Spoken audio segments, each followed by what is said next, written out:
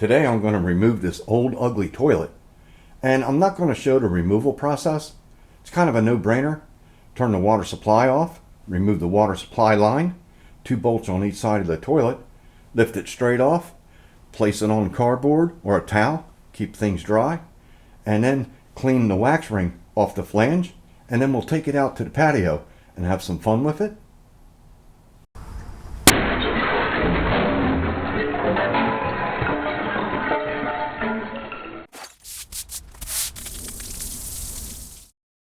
So use whatever means necessary to remove the old toilet, and we'll start fresh.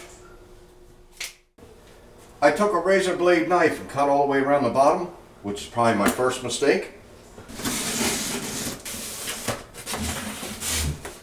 There's the lid. We're looking for a tank. Wax seal, rubber gasket. This section is the tank, toilet seat. We got the instruction manual. Here's the wax seal with the bolts for the flange. And then this gasket goes on here like that. And this flares over this large nut. And this seals against the toilet. However, I always check nuts and bolts to see if they're tight. Never trust the factory. Alright, that's nice and snug. Install that. And just flare it out over that big nut. And make sure it seats nice against the tank. Alright. This is what bolts the tank to the toilet. We remove these. And the washer.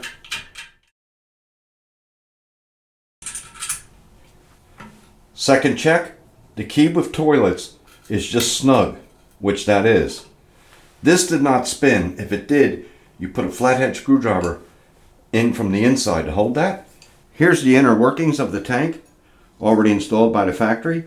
And there's the flathead screw, if you needed to secure that and tighten the other side. Thank you. Check this one. Snugged up just a little bit. It's always good to snug them up because it's a rubber washer that's making the seal, and they flatten out over time and get loose. So if you do this ahead of time, you can save yourself a lot of headaches. See how that moved? So we'll mate the tank with the toilet. You just line up the bolts, drop it in. It just sits there. Here's another angle of the tank install. Nice. Next, you slip on a washer and then put this plastic nut on in this orientation. You can balance the washer with your fingers and it slips right on. They both go on at the same time. And what you want to do is just bring it up till it's snug. You'll actually see it start to pull the tank downward. Then you put your other one on. Ideally, tighten them both at the same time. You want equal tension because this is fragile, and all you're doing is securing the tank to the toilet. These bolts are sealed on the first step we did, and then you got the gasket sealing here and you're pulling that gasket tight. It don't need to be overly tight. So you put your crescent on there, snug it up on the plastic, and then it catches those ears and you can turn it just a little bit more. That's all the tighter you want it. Do both sides. Doing a close-up how to assemble the seat, it's a bit confusing. Lots of parts, but they got these soft rubber cushions with little noogies on them, and you line it up with that hole and line up the noogies and it falls right into place. One for each side, and that lays right on the porcelain. Then you have these inserts that just fall in there, and they're slotted so you can adjust the seat any direction you want. Then you put your bolts down through that go down through the toilet. Line it up with the holes, drop it right in. Then install the little nut with the rounded side up, holding the top. both sides. Snug it up. Now adjust the seat how you like it, and then take a flathead screwdriver on the top of here, hold the bottom and snug it up, both sides. Then install your beauty caps. It appears this little bump out will line up with that bump out.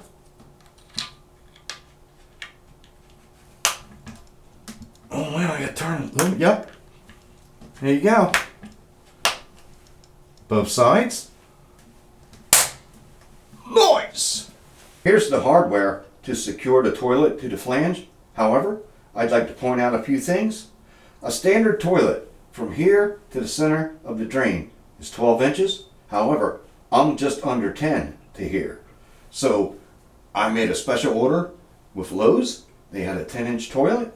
And also, this is like a bump out where they needed more room to make it work.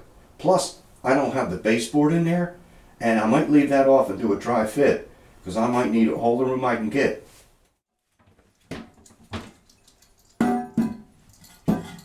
Nice. Yes, I can install the baseboard.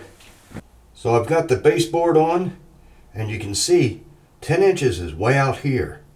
That's where the drain hole is on the toilet, so it's going to land there, which is weird. So I'm going to line these bolts up, and you can see there's a slot here that they drop in. So I can only be back this far before it pulls out. But if I line up at the 10-inch mark, it's way up here. I mean, that's ridiculous. I don't know if they have a special wax ring for this application. The toilet's going to land about there and then squish down, which will work. It's just a little odd, so I'm just going to wing it. So the toilet hole will be at 10 inches minus the baseboard. So I'm going to go about 9.5. And the way these work is put them in there. There's 9.5. And you turn it so it won't come out. Well, it can't come out, but you want it on the wide side, like that. And then you put this little washer on top. That holds your bolt nice and straight. And if you do the same distance on that side, then your toilet will be square to the room, provided your room is square. So we'll do the same thing here. I can put that on first, you see, and then put it in the guide, pull down, and then 9.5 inches, right about there. Usually I put the wax ring on here first, but since this is different and I don't know exactly where things will land, I'm going to mount this on the toilet first. The rule of thumb with the flange, as you can see, this was installed and mounted flush to the floor. So you got that little lip there, and that's perfect for my application. Or it can be flush with the floor. That's fine.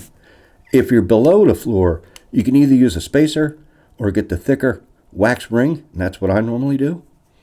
Install wax ring right in the center. Little twist, make it stick nice. See, that can go that distance if it needs to. So I'll just put it right in the center.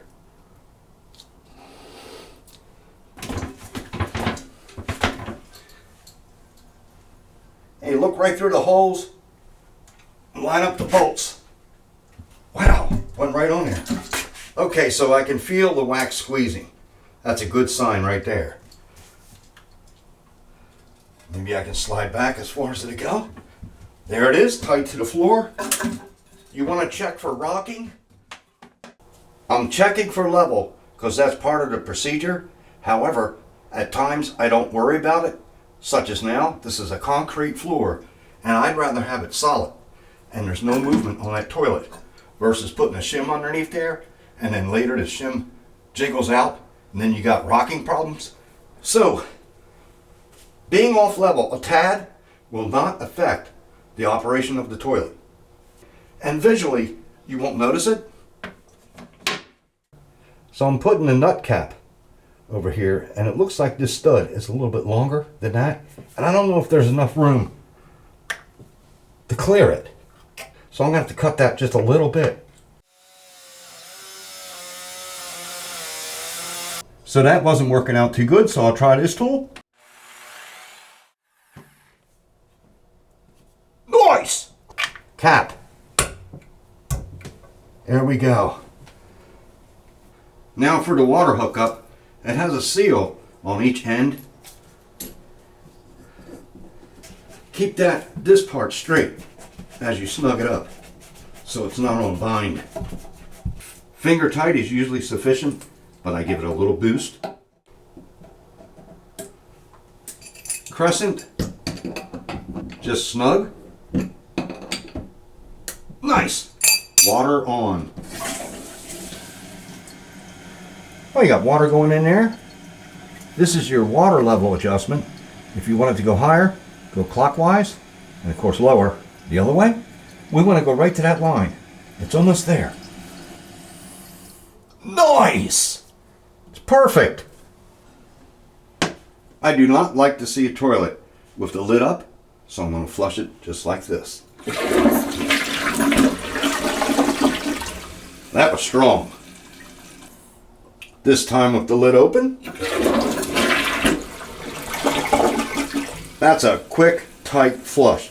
Next flush, I'm going to hold the handle.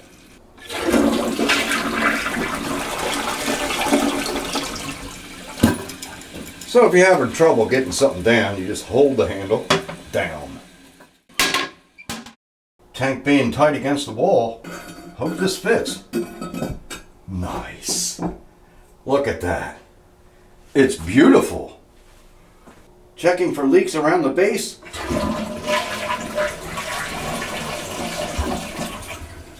That's like the 5th flush. So I think we're good. Nothing to point out on this side. So on to the big debate. Do you caulk the base or not? I never do. Couple reasons. If that wax ring fails and starts leaking, you can do the repair quickly. And if you have this all sealed up, that water can get in there and soften the floor, and then you'll have a larger job down the road. Second reason, when you first put the caulk on, it looks nice, gives a nice clean finish.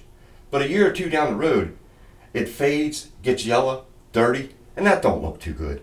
But I was having this conversation not long ago, and a guy was telling me, what if you have small children, a male child, and he's not too good with his steering? That could ooze underneath the base. And I was like, wow, I never thought about that. So there's a good reason to seal it. So I've got a compromise that will protect and serve both ideas. Seal around the base, but leave the back section open.